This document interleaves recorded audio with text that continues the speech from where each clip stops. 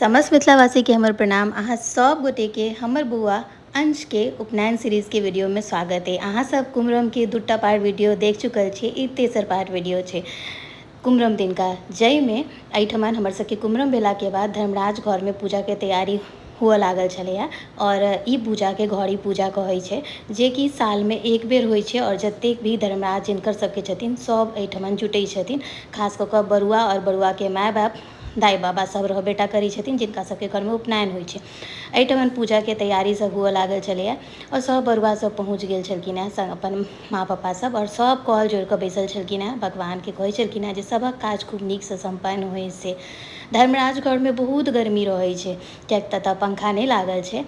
तकर कारण ई छै जे एतऽ अखंड दीप जरैत रहै छै हरदम, तऽ पंखा लगतै तऽ केना हेतै। ओनाहू कहै छै भगवान घर में कनि पित्त मारि कऽ और मोन मारि कऽ रहै छै तऽ ओकर फल और परिणाम नीक भेटै छै।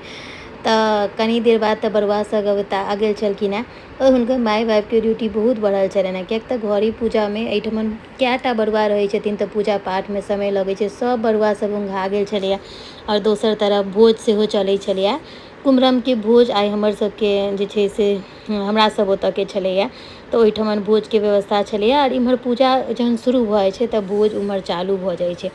एहिठमन जे छै से भगवान के चनमा जे होइया से खुलि कऽ पुरना नवका चनमा लगायल जाइ छै। तकर बाद में हुनकर जे सिन्दूर पिठार होइ छै से पिठार लगायल जाइ छै, और ई जे पुजारी रहै छथिन से करै छथिन।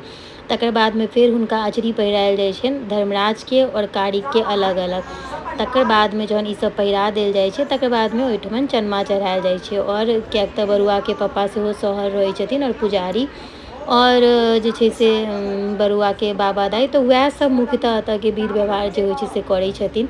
तऽ एकटा बरुआ के पप्पा अंश के पप्पा छलखिन हेँ और लम्बा सेहो छलखिन हेँ, तऽ बेसी अचरी ई सब टाँगऽ वाला काज जे छै से हुनका पड़ल छलनि हेँ, जे सबटा काज करै छलखिन हेँ। ई सब भाग्यक बात होइ छै, जकरा हाथ से जे लिखल होइ छै वएह होइ छै, और भगवान के सेवा के अगर मौका भेटै छै तऽ ई बहुत भाग्य के बात छै हमरा हिसाब सँ।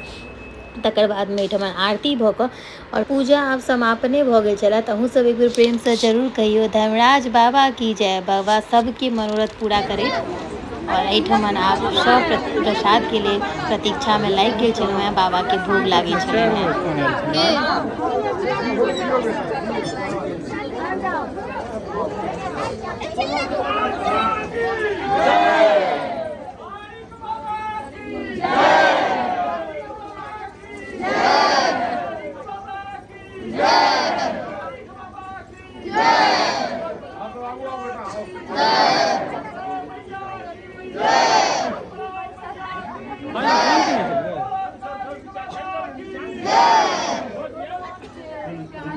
ठीक ठीक ठीक से